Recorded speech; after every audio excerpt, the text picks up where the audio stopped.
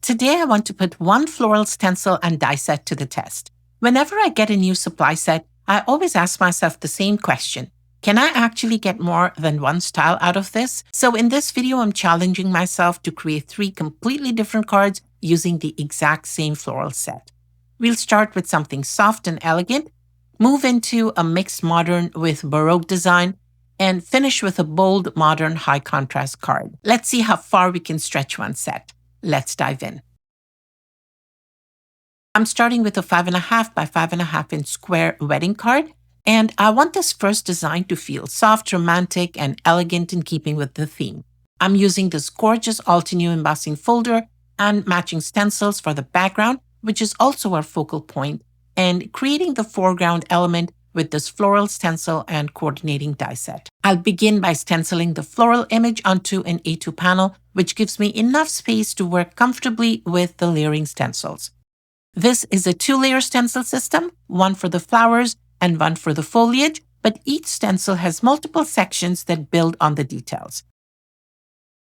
Technically, I don't need to mask the edges because everything will be die cut later, but the only reason I'm keeping the masking in place is because I don't yet know exactly how the foliage will land, and I don't want any stray ink showing before I stencil the leaves.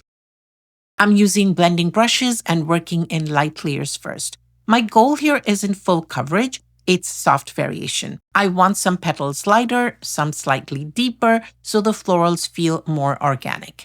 I'll use ink for the first 3 layers and finish the final detail layer with silver heat embossing. Since my sentiment is heat embossed in silver, I'd like to bring that silver into the flowers as well.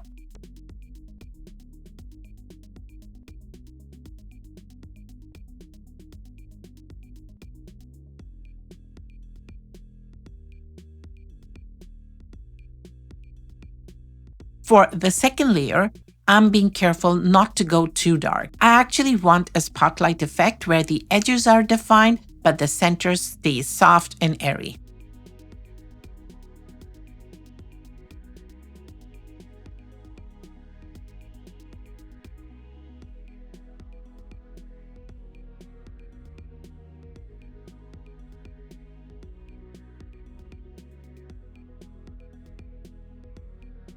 Next, I'll add a final detail layer using embossing ink and silver heat embossing as I just mentioned.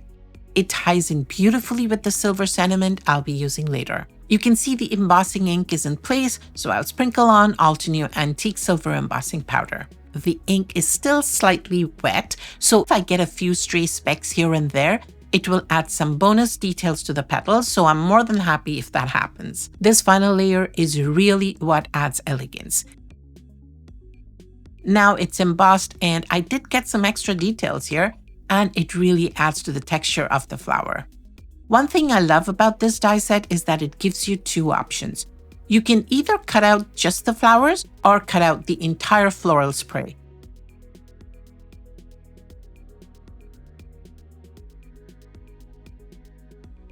Next is the foliage layer. I'll build dimension and contrast using 2 shades of gray. I'm keeping everything quite light so it doesn't overpower the florals.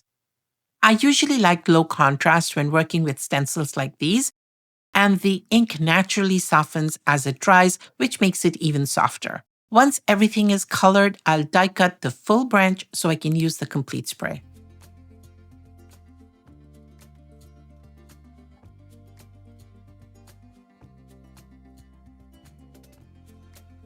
The die seems to line up very easily, so now I'll run it through my machine and be right back. Well, it looks like I was a tiny bit off when lining up the leaves. No problem, that's an easy fix. I'll simply blend a little more gray into that leaf to disguise the edge. It's a great little trick whenever your die isn't perfectly aligned. The flowers lined up beautifully, but it was just the foliage that didn't.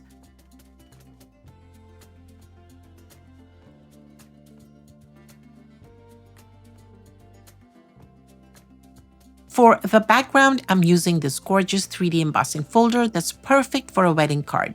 It comes with a stencil which I'll use to build a little bit of definition and depth later on. Because my panel is slightly smaller than the embossing folder, I'm positioning it carefully so the main design sits where I want it.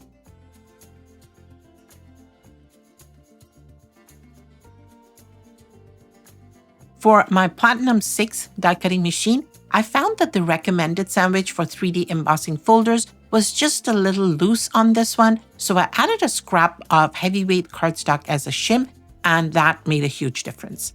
The result is a beautifully detailed embossed wedding background.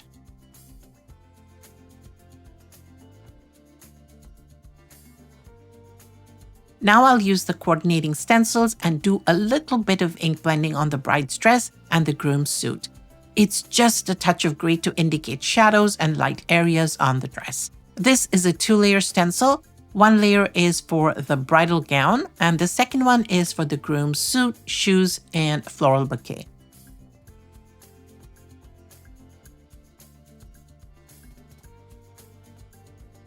I'm using whatever gray ink is left on my blending brush. I'll lightly blend the dress first.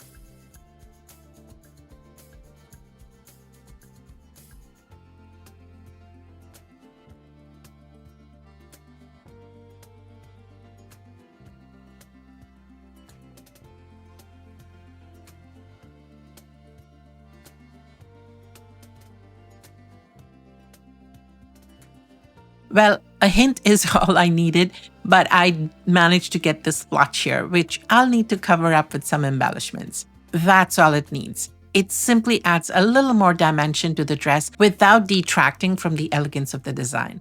I'll do the same thing on the groom, just enough shading to separate the embossed details. Now, it's time to bring the floral spray back in.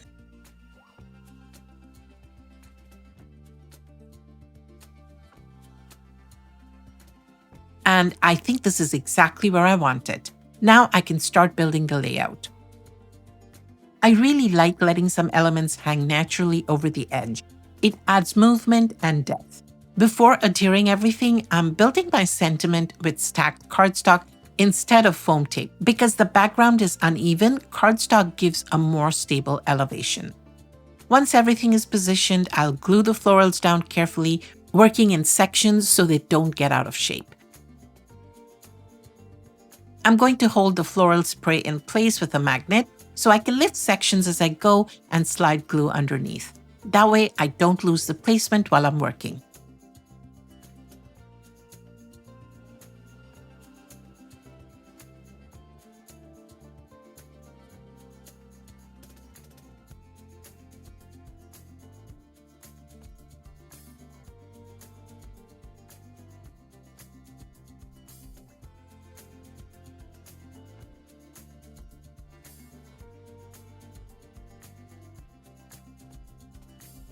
To disguise this inky mark, I'm going to add a few extra flowers here, which will also serve to balance the composition really well because this area felt a bit too empty. Finally, I'm adding a delicate silver frame around the card to finish the design. Before attaching the frame, I'll glue these extra flowers in place. And to complete it, I'm adding a few gems for subtle sparkle. This first card gives us our answer for elegant.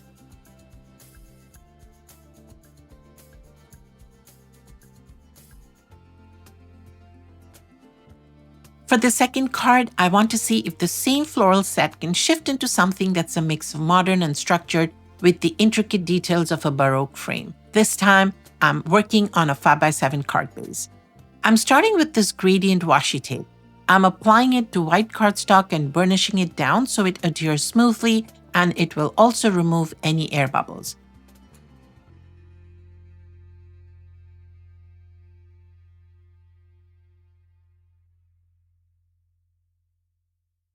I want to preserve the gradient as much as possible, so I'm trimming it into a long, clean strip that will sit across the card. I'll trim off the excess and save those leftover pieces for my next card. Of course, I'm using the same stencils again, but changing the color story to a coral pink palette with traditional green foliage. I'm using coral berry for the flowers, starting with a light layer and gradually building up the color. Again, I'm building up color in layers rather than going in heavy. I want soft variation rather than flat coverage. I'm switching to ruby red for the flower centers, and I'm just marking them since I want to add gold accents to them later.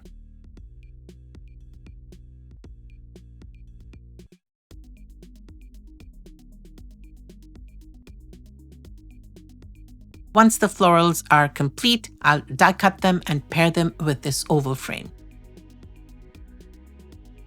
I'm stacking the metallic rose gold frame with a white reinforcement layer behind it to add strength and dimension. I'm positioning the florals inside the frame, but letting some petals extend over the edge because it helps to create depth and makes the design feel less contained. Since the die cuts both the frame and the center oval, I'll be using the oval as a guide while I assemble everything. For my sentiment, I'm using an older Alteneer stamp set. If you're curious, this floral set is called Playful Flowers. I'm not sure whether it's still available, but I'll link everything I can find in the video description. If something has been discontinued, I'll include some alternatives.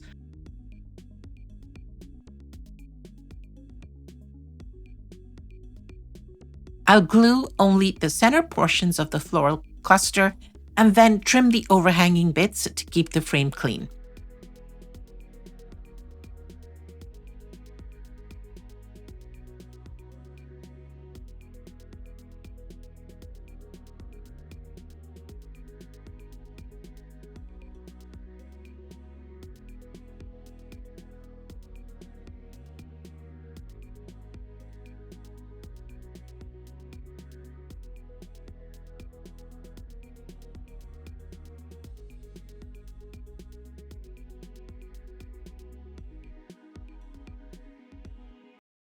Because I'm stamping directly onto the card panel, space is fairly limited, so I want to test the layout first.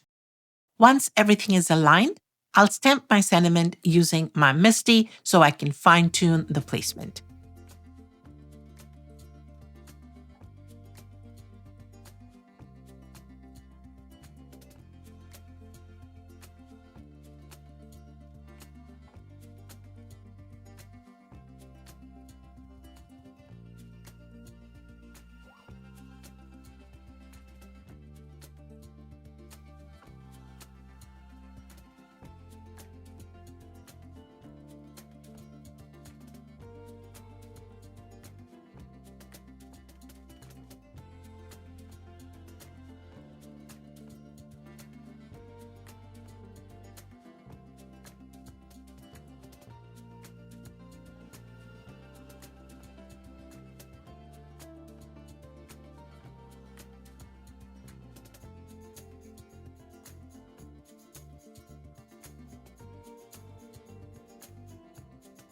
To finish, I'll add the frame, secure everything with a little extra adhesive and a few pearls of differing sizes for a soft finishing touch. This gives us a mix of modern and vintage interpretations of the same floral set.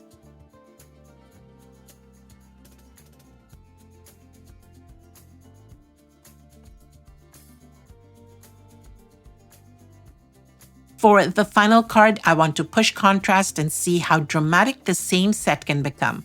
This time, I'm using a black background. I've already stenciled and die cut the florals off camera and kept to the same color palette as the previous card, because that would create maximum contrast. I'm also stacking extra cardstock layers behind the florals to create some reinforcement. For the sentiment, I'm using stacked cardstock so the height matches the floral layers. Using foam tape will throw off the balance since it is thicker. I want everything to feel intentional and level rather than uneven.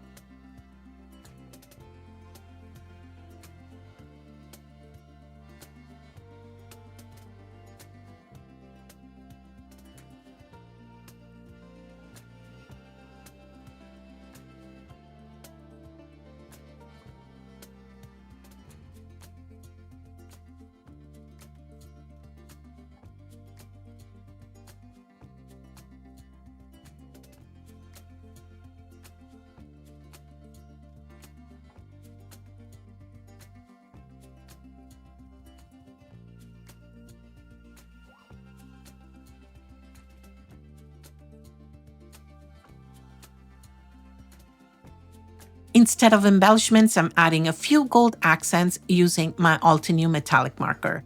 Just small touches are enough to echo the warmth in the florals. Unfortunately, I did manage to smudge a little wet ink while I was assembling everything. Luckily, it was an easy fix. I used a sand eraser to remove most of the smudging, then touched up the area with a black Sharpie. Once everything was finished, it was barely noticeable. This final card is all about contrast. Dark background, bright florals, and clean structure. So after making all 3 cards, I think we can confidently answer the question. Yes, one floral stencil and die set can absolutely take you in completely different directions. We started with adding elegant florals to a wedding card, moved into a mixed modern baroque design with bold color and flowy structure, and finished with a dramatic high contrast composition. And what I love most is that nothing about the base set changed, just the color choices, background, and layout. That's really the power of good design supplies. If you enjoyed this video, let me know which version was your favorite. And I also have another video along similar lines, and you can watch that here.